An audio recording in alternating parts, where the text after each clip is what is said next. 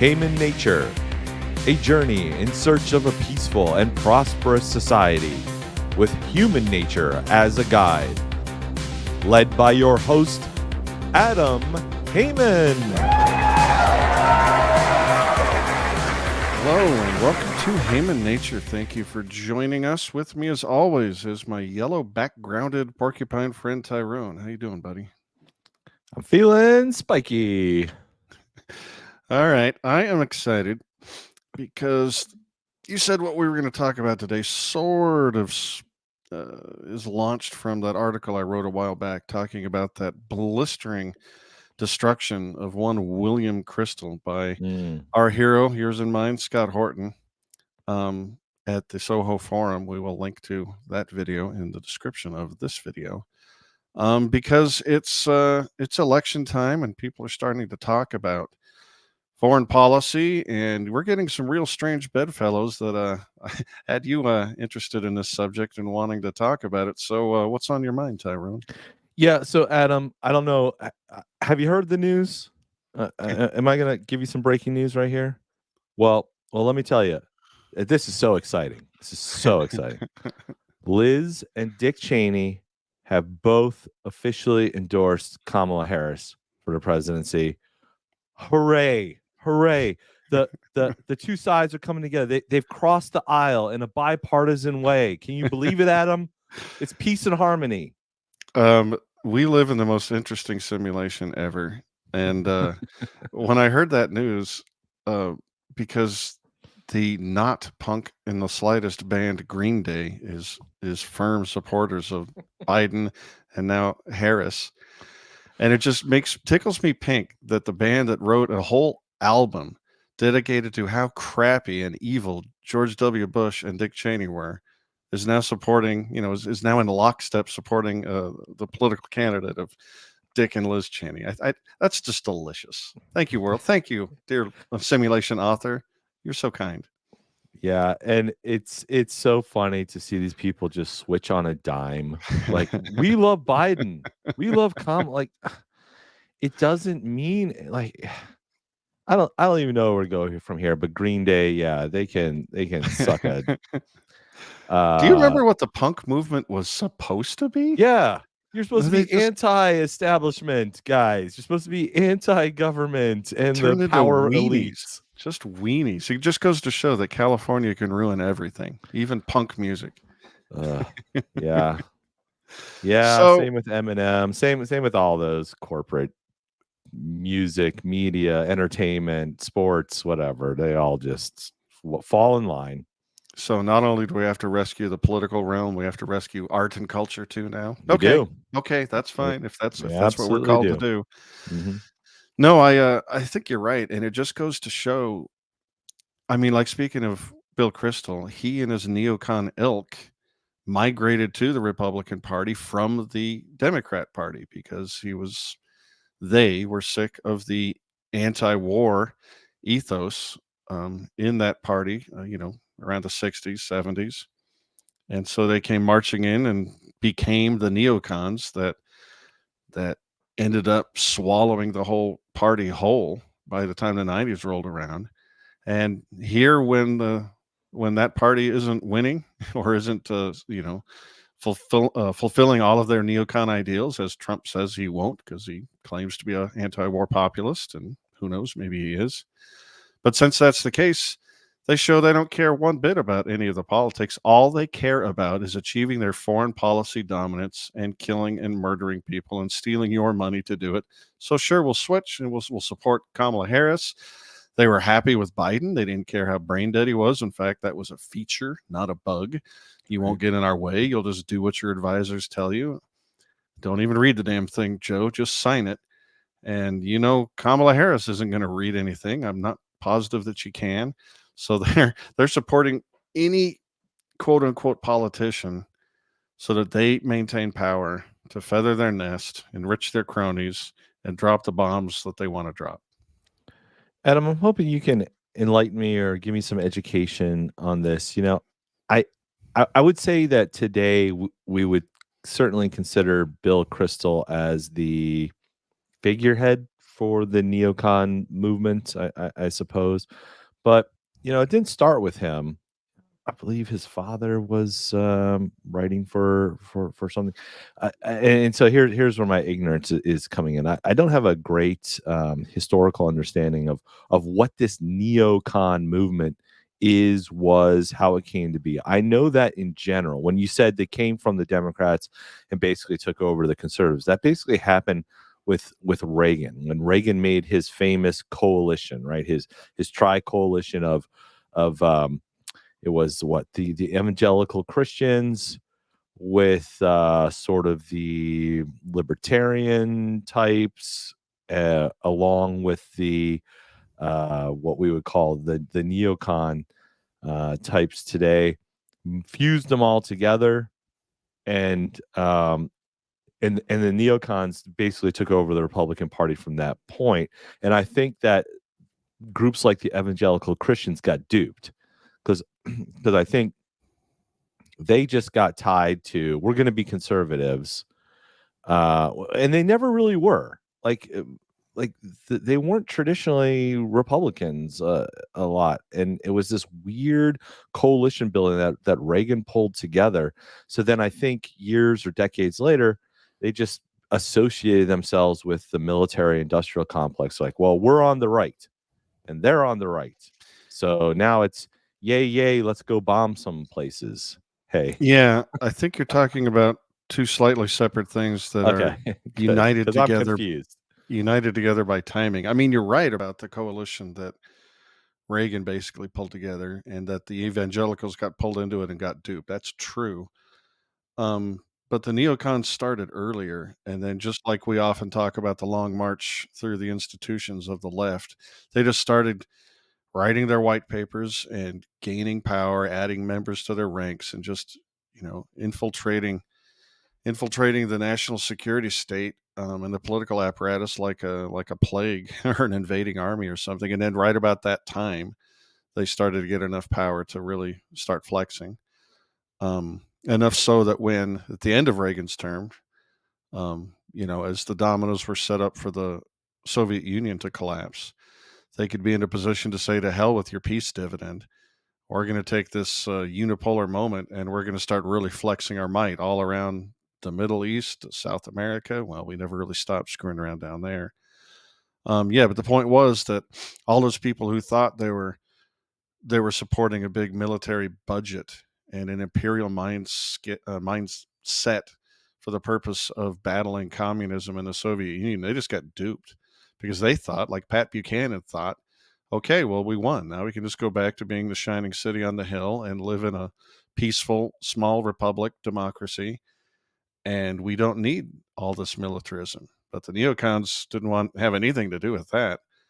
And I was reading an article earlier which described the neocons as being from the realist school of foreign policy, which confused me. I would have described them as being from the liberal school, working through the UN, liking all these globalist initiatives, it completely ignoring the interests of states as understood by the realist school, thinking they can just go ahead and advance NATO all the way to Russia's doorstep without provoking a reaction. I don't know. I don't know if you have any thoughts about that, the distinction between the two schools of thought in foreign policy analysis. But I don't really, sometimes to me, you put labels on things. I'm not really sure they're that meaningful. To me, I just break it down to, are these people genuine in what they believe, or are they using an ideology to serve some other ends? And I think the neocons are a bit of a mixed bag. I really, really do think that guys like Bill Kristol believe what they are preaching. And I think you almost have to, as a preacher, right? The preacher never the preacher believes in the Bible or the sermon that he's giving, but whoever's behind the scenes, maybe controlling the coffers, has a different agenda, and they're using the priest or the pastor or somebody just to move their agenda along. So I really get the sense that Bill Kristol the talking heads like him actually believe what they are spewing, and it basically boils down to this: they have a different morality from us, right? They have a different view of humanity and how the world works, and just I think they see the world is full of mm, war is a natural state of man. I think in their mind, and so if we're going to fight wars all the time because that's just what humans do, then you want to be on the side that has the biggest club. You want to be on the side that has the biggest military, and I really think in their mind that they think that they're doing a good thing by basically instituting. I think they would like to have a one world government, controlled by America, by the American empire. And I think in their mind, Dave Smith and other libertarians will say, well, war is the worst thing the state does. And that's true. And then the pushback could be, well, in that case, then wouldn't we just want one world government? Because then there'd be no more wars. Right. So I think that's maybe a little to give them the most charitable viewpoint I can.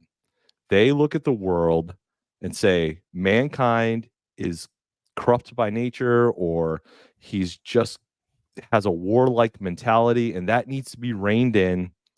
And you got to have this big empire to sort of control those forces. I don't know. I don't know if I'm off base there, but then I think there's another fragment of the neocons that are more behind the scenes that are just using it for political power and to get as much money as they can out of the system before it all collapses. Well, I'm sure it's a bit of both. Like Alexander Solzhenitsyn said that the line between good and evil runs through each human heart. And I think in this neocon case, the line between bootlegger and Baptist runs through the middle of every neocon heart. You're familiar with the bootlegger Baptist thing? I'm not. I like the sound of that. That'd be a good title for a band or something. It would. Quick story. I mean, the reason it's labeled that. How did you get prohibition passed? Most people like to drink, but how did you get it passed politically? Well, you got a unification of the bootleggers who wanted prohibition passed so they have unlimited profits with no competition. And the Baptists, of course, are puritanical and want everyone to not drink. So, like you were just mentioned, some of these people actually believe that humankind's proper future is a one world government. Those would be the Baptists in this analogy, this weak analogy. And the bootleggers would be the ones that profit, personally from it. Mm-hmm. And you're probably right. It's both. And you're also right that the labels are kind of dumb. We just need to look at their evil for what it is. But I just find it so perplexing. Like, okay, they want a one world government, but then they'll say things like, all we need to do is depose Saddam Hussein and get in there and help him write a constitution. And then all of a sudden it'll just be a country full of Thomas Jeffersons running around and, enjoying their new liberal republic, which is just insane.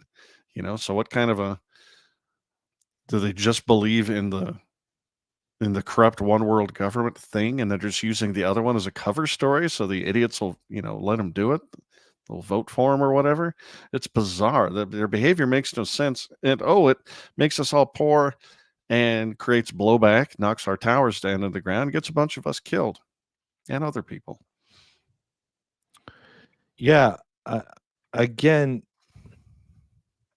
I think in their mind the consequences of the things that are doing don't matter in like each individual case, right? So to them, you can lose a battle but win the war.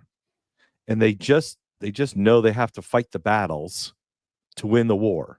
And you can lose some battles here and there, but as long as you win the majority of the battles or the key ones or whatever the case may be, you'll end up winning the war.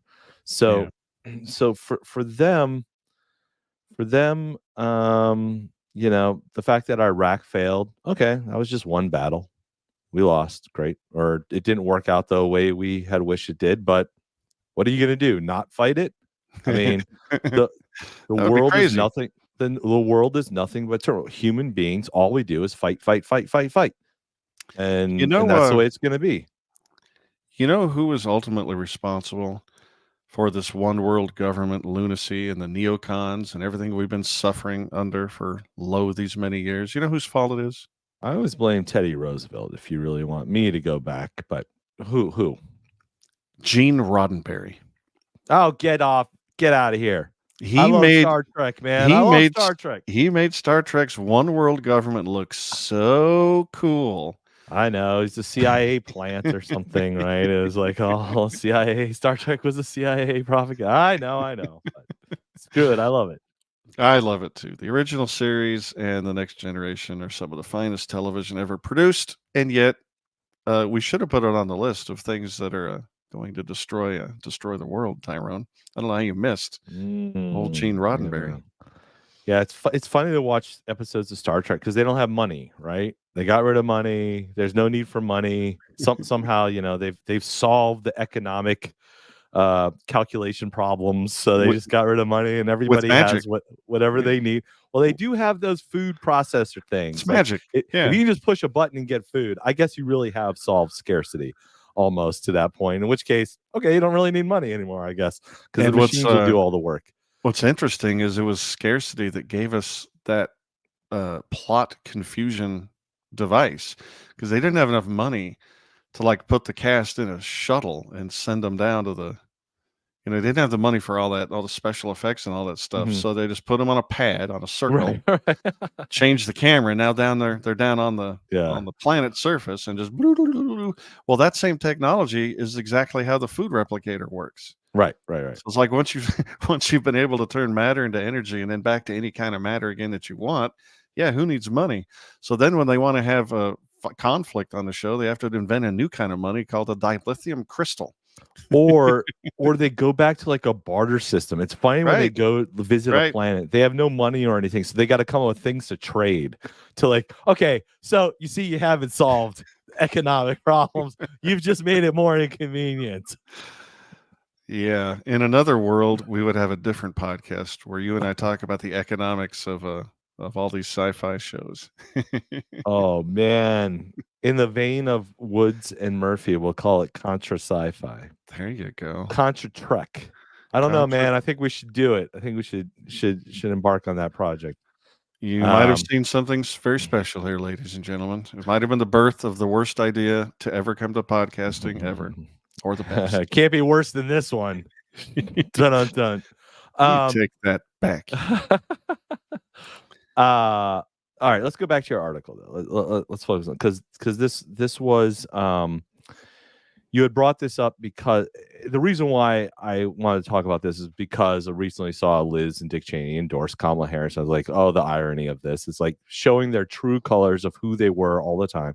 They were always leftists. And I think I mentioned in a episode we did recently, war always comes from the left. Like there is, and we can debate left and right definitions all day long. But in my opinion, violence always comes from the left, because the way I define the left and right is I think that the left says something like the ends justify the means, and the right says something like the means justify the ends. And so every leftist I know, they don't care what it takes to get to the end. Just get to the end. So if that means, plowing down, dropping Agent Orange, all over the place, go for it. Whatever, it doesn't matter. So anyway, I saw that endorsement, and that reminded me of the article that you had written about the debate. So I wanted to talk about that debate episode a little bit. I know we're going to direct people to that again. We feel it's very important for everybody to watch it. No, I agree. But before we move there, I want to just make one quick point. I like your definition. I don't have a problem with it at all, as long as we always point out that more and more these days, and probably for the past bunch of decades, the political right in America act like leftists. Oh yeah.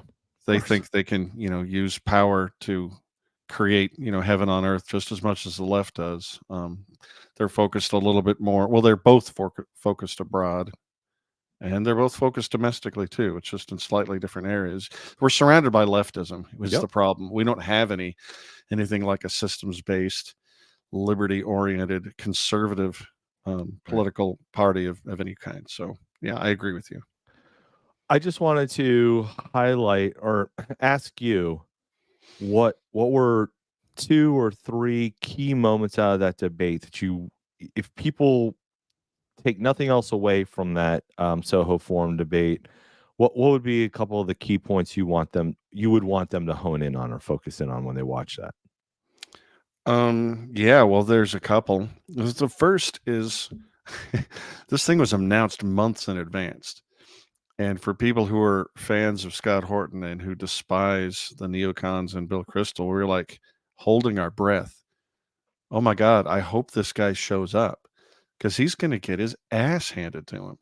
And we're like, please don't research, please, Bill, don't research Scott and figure out what you're about to, what your kind of buzzsaw you're about to run into. Because if you do, you'll cancel, you'll Right. stub your toe, you'll fall in the shower, he will not show up, but he didn't.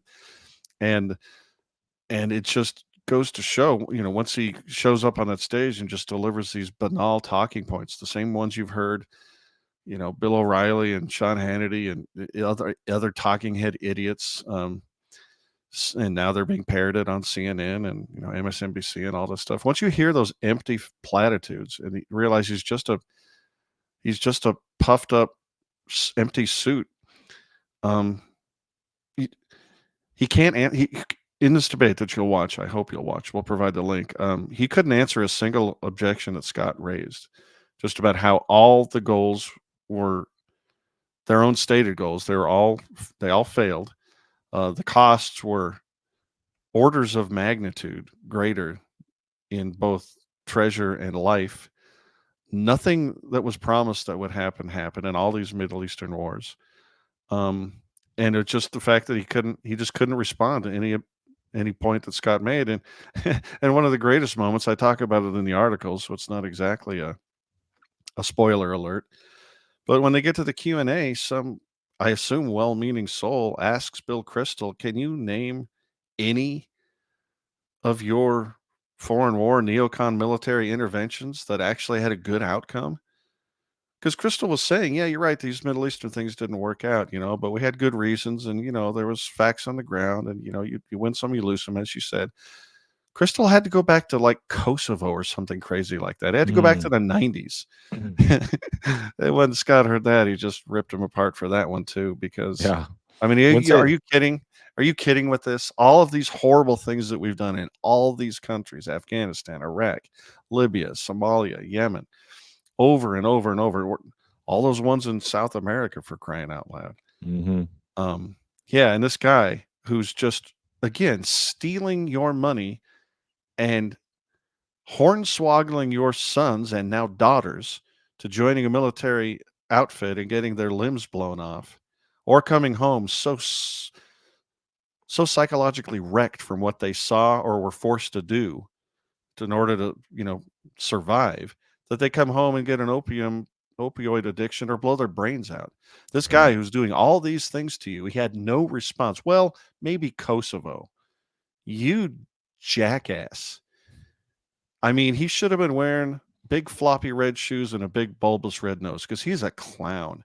And go watch that video. We'll post it. Soho Forum, Bill Kristol, Scott Horton.